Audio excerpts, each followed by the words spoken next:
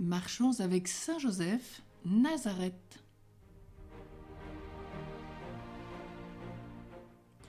Dans un petit atelier de modeste apparence, dont la porte est fermée, ne recevant sa lumière que par une fenêtre qui ouvre sur la campagne, Joseph travaille avec ardeur. Marie regarde avec complaisance mêlée de compassion les gouttes de sueur qui inondent le front vénérable de son chaste époux.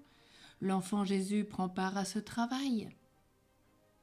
Il apporte le bois, il manie les clous, le marteau, il tient la scie. Quand Jésus eut été retrouvé, il descendit avec Marie et Joseph, nous dit l'évangéliste, et il vint à Nazareth, et il leur était soumis. Voilà tout ce que l'Esprit Saint nous a révélé des 18 années qui séparent Jésus du moment où il doit commencer sa vie publique. Mais quelle gloire pour Joseph dans ce peu de mots. Méditons-les. Il descendit avec Joseph.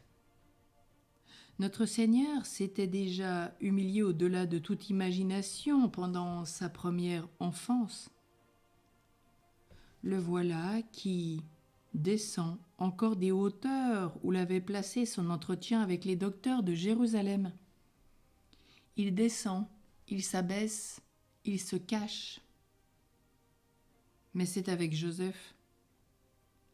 Heureuse créature d'avoir partagé les abaissements du Verbe fait chair, d'avoir été le confident de ses desseins miséricordieux et de ses humiliations si précieuses pour le salut des hommes. Il vint à Nazareth. Nazareth en hébreu, le nom de cette ville signifie fleur ou couronne ou ville du consacré. C'est là que la fleur de Jessé devait, pendant tant d'années, répandre dans le secret de la solitude ses parfums qui ravissaient les anges. C'est là qu'il devait se préparer à cette couronne douloureuse qui terminerait un jour sa mission parmi les hommes. Et Joseph est choisi du ciel pour respirer avec les anges les parfums divins de ce Dieu fait homme, pour assister au progrès que Jésus doit faire en âge et en grâce avant d'entrer dans ce ministère qui commence sa vie ici-bas. Il leur était soumis à Joseph, à qui il obéissait comme son père. Ô langue des anges, prêtez-nous aujourd'hui vos accents pour redire les grandeurs de celui à qui Dieu même a voulu obéir, au prix de tant de fatigue, de travail, et si continuellement.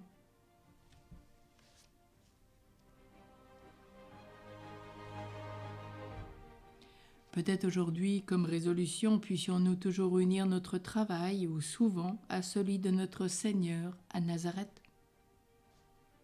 Et retenir comme bouquet spirituel de ce jour, Luc 2,5, il descendit avec Joseph à Nazareth.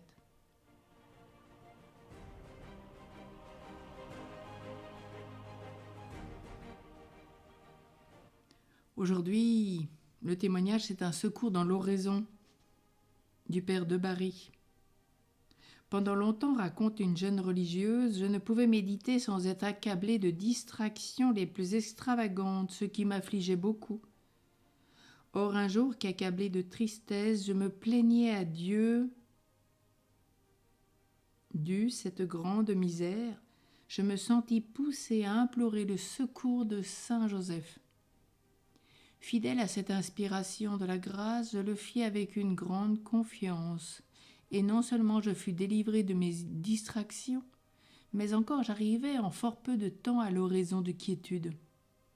J'ai fait une expérience qui m'étonne, c'est que je ne puis méditer sur les vertus et les perfections de Saint Joseph qu'à la manière des plus sublimes mystères, c'est-à-dire par voie d'admiration et d'anéantissement.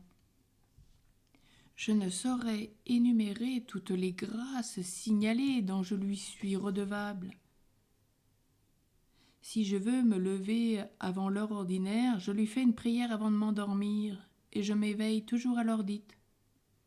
Un simple désir que je lui manifeste me délivre de mauvais songes. Et j'obtiens aussi facilement de ce grand saint de n'avoir pendant le jour que de pensées.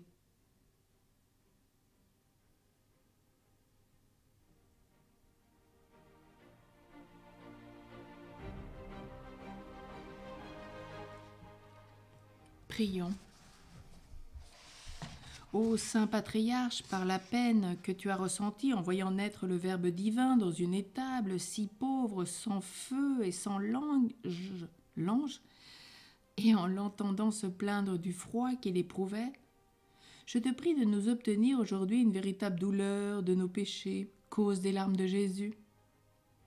Par la consolation que tu as ensuite ressentie en voyant pour la première fois Jésus enfant dans la crèche, si beau, si gracieux, en sorte que ton cœur, à partir de ce moment, commença de brûler d'un amour plus ardent envers un enfant aussi aimant et aussi aimable. Obtiens-nous la grâce de t'aimer, chacun personnellement d'un grand amour sur la terre, pour un jour te posséder en paradis. Et toi, Marie, notre mère, mère de Dieu, recommande-nous à ton divin Fils et obtiens-nous le pardon de tous les péchés que nous avons commis contre lui et la grâce de ne plus l'offenser. Et toi, mon bien-aimé Jésus, pardonne-nous par amour pour Marie et Joseph.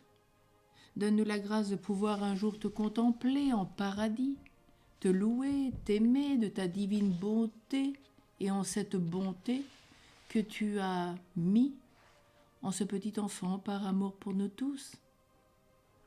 Ô Jésus, je t'aime. Ô mon Dieu, je t'aime. Mon amour, mon tout, qu'avec l'aide de Saint Joseph, nous puissions toujours t'aimer davantage. Saint Joseph, Père et Maître de vie spirituelle, prie pour nous.